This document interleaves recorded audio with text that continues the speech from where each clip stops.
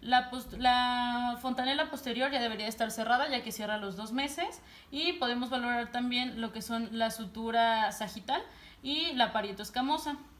Además, tenemos que observar aquí la expresión facial para ver si no tiene ninguna asimetría en cuanto a su carita. Eso nos indicaría que tuviera alguna alteración en el nervio facial. Tenemos que ver también si no hay fasciculaciones en la lengua.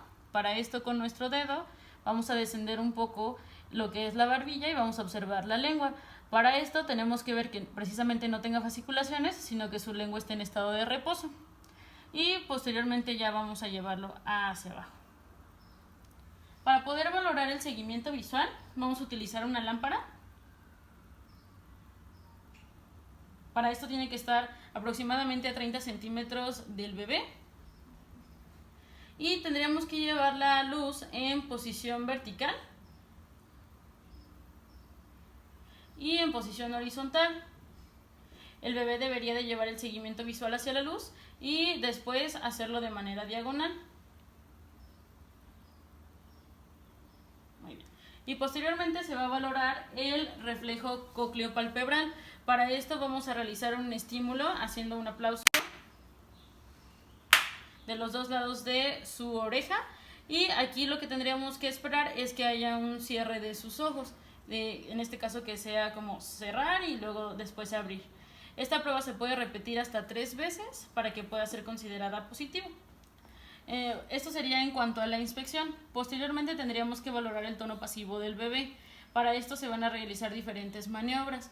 Vamos a utilizar primero la que es la apertura de los aductores. Entonces vamos a colocar nuestras manos a la altura de las ingles y nuestros otros dedos a la altura de las rodillas. Y lo que se va a hacer es abrir sus piernitas. En este caso, por la edad en la que presenta, tendría que abrirse de 60 a 110 grados. Posteriormente vamos a hacer lo que es el ángulo del popliteo. Vamos a levantar aquí el piecito. Vamos a mantenerlo sujeto con la cadera y vamos a elevar también lo que va a ser la pierna. Se va a formar aquí un ángulo. Este ángulo tendría que medir hasta 120 grados y tenemos que observar también la simetría con el otro pie. Entonces subimos, fijamos la cadera, vamos a levantar y de igual manera tendríamos que observar este ángulo, que tendría que ser el mismo que del lado contrario. Posteriormente vamos a pasar a la maniobra de talón-oreja. Vamos a tomar al niño con sus 2 piecitos y vamos a llevarlo hacia arriba. Tendríamos que valorar también el ángulo que se realiza de aquí hacia arriba, y aquí el ángulo máximo sería de 130 y el ángulo mínimo sería de 70. Vamos a valorar también la extensión de la rodilla.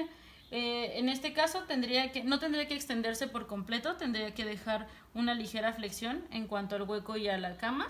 Si fuera un pacientito prematuro, tendría que tener completamente la extensión de la rodilla con su pierna. Vamos a valorar también lo que es el ángulo de la dorsiflexión del pie.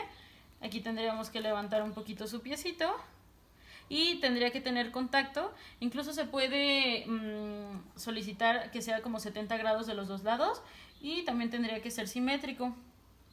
Ese es el ángulo de dorsiflexión del pie.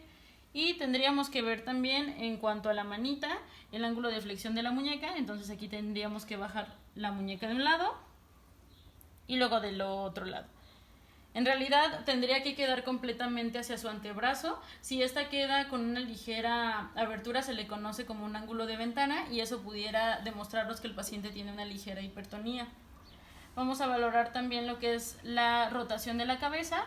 Entonces vamos a girar la cabecita hacia un lado.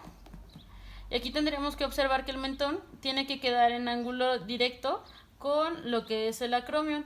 Si el bebito llega un poco más hacia allá, nos indicaría una hipotonía, igual del otro lado. Y si quedara en medio y todavía no llegara a la parte del acromion, pudiera considerarse que pudiera tener algún grado de hipertonía. Y la última maniobra para el tono pasivo sería la maniobra de bufanda. Para esto vamos a agarrar su manita y la vamos a dirigir hacia su hombro contrario.